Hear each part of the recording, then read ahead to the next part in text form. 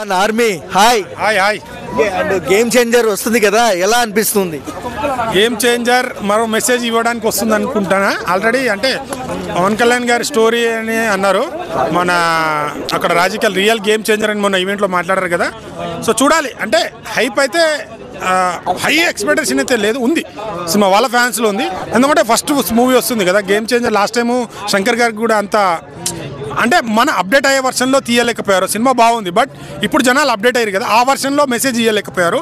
Game changer అనేది so Shankar గారి మార్క్లో routine ఒక మెసేజు, ఒక రాజకీయం గురించి. కానీ ఇప్పుడు ఈ సినిమాని స్క్రీన్ ప్లే, డైలాగ్, ఎమోషన్స్, మన రామ్ చరణ్ అన్న గారి యాక్టింగ్, ఇదంతా సుకుమార్ గారు అన్నారు మొన్న వెళ్ళి ఈవెంట్లో వెళ్ళినప్పుడు, ఈ సినిమాకి నేషనల్ అవార్డు వచ్చి అంత ఉందని. అది ఇట్లా రిపీట్ అయిందనుకో ఖచ్చితంగా ఆడియన్స్ వస్తారు ఎమోషన్ సీన్ చూడడానికి. కానీ అది చేయగలిగితే ఈ ఓపెనింగ్స్ ఎలాగో వస్తుంది ఫస్ట్ డే స్టార్ హీరో ఉన్నప్పుడు. దాని తర్వాత అది క్యారీ చేయాలంటే ఇవన్నీ జరగాలి, మ్యాజిక్ అదంతా చేయాలంటే రామ్ చరణ్ గారు చేయాలి. అన్న మనం చూస్తున్నాము క్లైమాక్స్ పగిలిపోయింది, మామూలుగా ఉండదు అని చెప్పారు కదా, ఎలా అనిపిస్తుంది అన్న మీకు? అన్న ఇప్పుడు ఒక తెలుగు సినిమా ఇప్పుడు ఫ్యాన్ అని పక్కన పెడితే, ఫస్ట్ ఆఫ్ ఆల్ నేను ఒక సినిమా లవర్ని, ఒక సినిమా ఆడియన్స్. ఇంకెందుకంటే నాకు కూడా ఇంకా ఎగ్జైట్మెంటింగ్ ఉంది. నేను చేసింది ఒక సాంగ్లో చేసాను, దాంట్లో గేమ్ చేంజర్లో చేసిన ఆ సాంగ్లో చేసిన రామ్ చరణ్తో ఉన్నాం, వేయడం చిన్న సీన్, బట్ అవి ఎక్కడో కిందకు వస్తుంది. చేసిన ఆ సాంగ్లో నేను కూడా ఎగ్జైట్మెంట్గా ఉన్నా, సినిమా ఎలా ఉంటుంది. సంక్రాంతి అనగానే పండగ సినిమాలు చూడడము, అందులో నాకు కూడా అంత ఎగ్జైట్మెంట్ ఉంది, చూడాలి ఎలా ఉంటుంది. ఒక అల్లు అర్జున్ ఫ్యాన్ అయ్యండి అండ్ రామ్ చరణ్ సినిమాలో చేసావు, అండ్ ఎలా అనిపిస్తుంది నా వైభవం?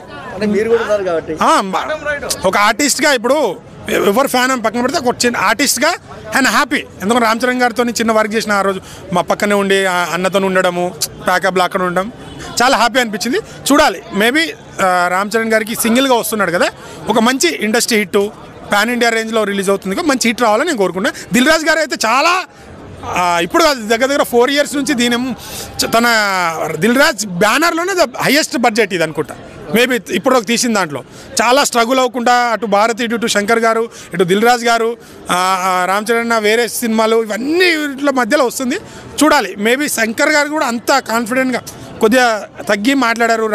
మన దిల్ రాజు గారు కూడా ఓపెన్గా చెప్పేశారు, శంకర్ సినిమా కదా అయిపోయింది ఏం చేస్తారు అని అనుకొని ఉండొచ్చు. బట్ మనం సినిమా చూసిన తర్వాత చూసి మాట్లాడితే ఇంకా బాగుంటుంది, మేబీ హిట్ అవ్వాలని నేనైతే కోరుకుంటున్నా. ఒక అల్లు అర్జున్ ఫ్యాన్గా రామ్ చరణ్ గారికి ఆల్ మేమే మా హీరోనే తగ్గిండు, 11 నాడు రిలీజ్ చేయాల్సింది.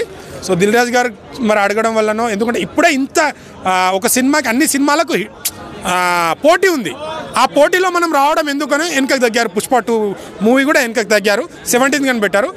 సో అన్ని సినిమాల పోటీల మధ్య ఎందుకు రావడం అని చెప్పి తగ్గారు. సో ఎప్పుడైనా మీరు ఎంత విమర్శించినా మేము కూడా మీరు అన్నట్టే, మీరు ఎంత ఏం చేసినా మేము మీకు సపోర్ట్ చేస్తామని అన్నారు కదా, మేము కూడా మీరు మమ్మల్ని అంటే పరోక్షంగా కానీ ఏది అన్న మాట్లాడినా మేము కూడా అంతే గౌరవిస్తాం.